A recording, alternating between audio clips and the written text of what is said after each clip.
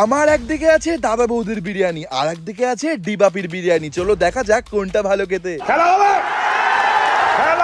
Okay so hello guys, প্রথমেই চলে এসেছিলাম দাদা বৌদির বিরিয়ানি খেতে। লোকেশনটা ছিল ব্যারাকপুরে। ভেতরে ঢুকে দেখলাম এখানে তো পুরো শপিং মল বানিয়ে দিয়েছে। এখানে এসি আর নন এসি তোমরা দুটোই পেয়ে যাবে। মাটন বিরিয়ানি 370 আর চিকেন বিরিয়ানি 280 টাকা ছিল। তাই ফটাফট এক প্লেট মাটন বিরিয়ানি অর্ডার করেই দিলাম। বিরিয়ানির কোয়ান্টিটিটাও মোটামুটি ভালোই ছিল। এখানকার স্টাফদের কথা বলার ধরন আর বিহেভিয়ার খুবই ভালো ছিল। কলা পাতার উপরে এত সুন্দরভাবে তোমরা বিরিয়ানি পেয়ে যাবে, আর সাথে থাকবে এত বড় সাইজের একটা তুলতুলে মাটন।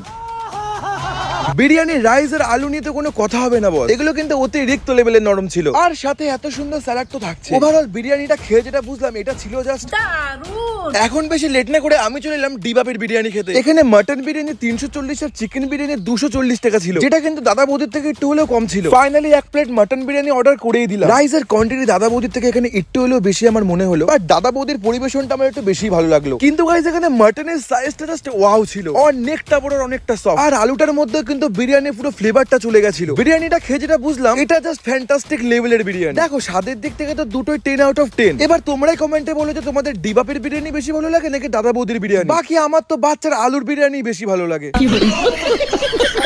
সো গাইস তোমরা চ্যানেলটাকে সাবস্ক্রাইব করে ভিডিওটাকে লাইক করে আর কমেন্টে জানাও তোমাদের কার বিরিয়ানি বেশি ভালো লাগে।